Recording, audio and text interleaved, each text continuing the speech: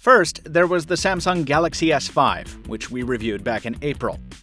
Then, there was the Galaxy S5 LTE-A, aka the Prime, which we also reviewed. And then the beefed-up Galaxy S5 Active for AT&T. Not to be left behind, Sprint has landed its own variant of Samsung's flagship, the Galaxy S5 Sport, a very slight twist on its predecessors marketed toward, you guessed it, sporty people. So, just how fit is this fitness phone for your physical fancies? Let's find out. I'm Michael Fisher with Pocketnow's video review of the Galaxy S5 Sport.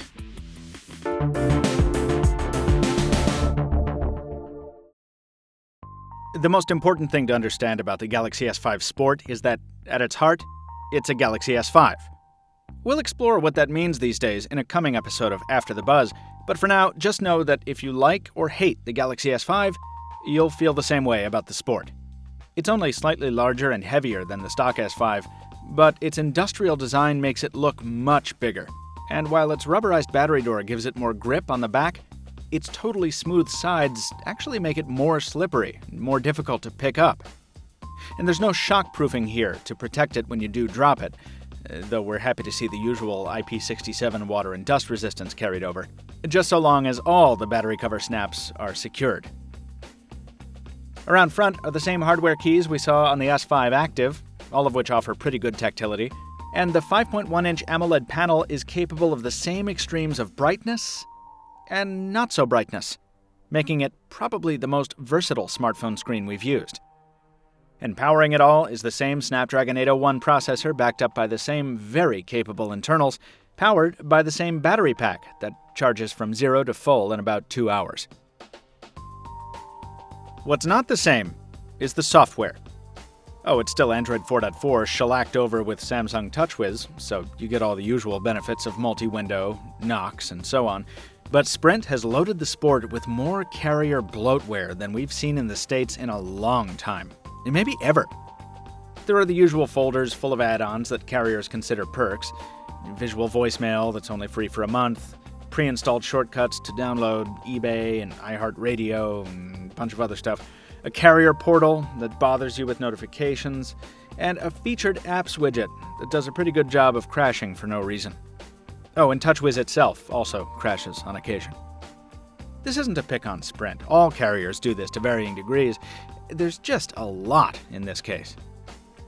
Much of it, natch, is fitness-focused. Now, the last time we tried doing an in-depth fitness piece on Pocketnow, I spent the day in a very cold kayak, and nobody watched the thing. So we contented ourselves with a more superficial pass this time, and we still found some pretty good stuff. Not the fitness wallpapers with cliched motivational phrases. Those are pretty weak. But the pre-installed Map My Fitness suite is pretty cool.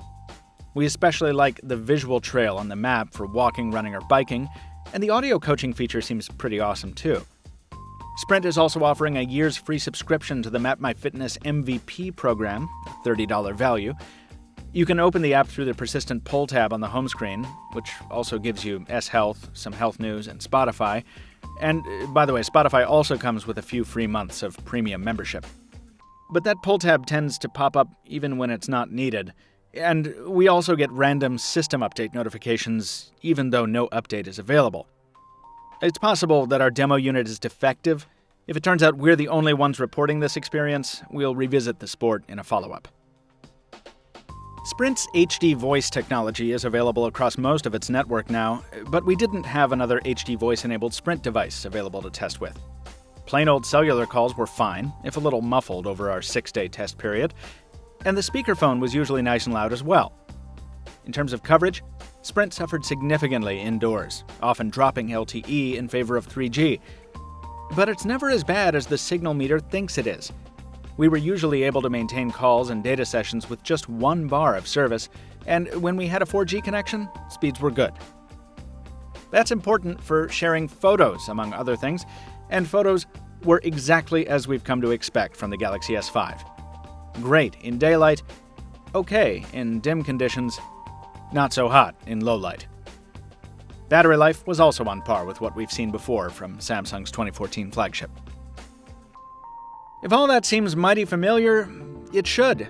One more time, this phone basically is a stock Galaxy S5 with a few altered hardware specs, no additional durability, and a very heavy software suite that's a textbook case of trying too hard.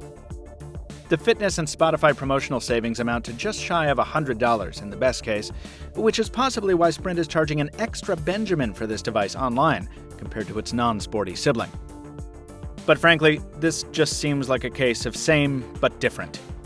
If your life is all about fitness and not much else, this might be the phone for you. Otherwise, if you want a Galaxy S5 on Sprint, you should probably just get the real one.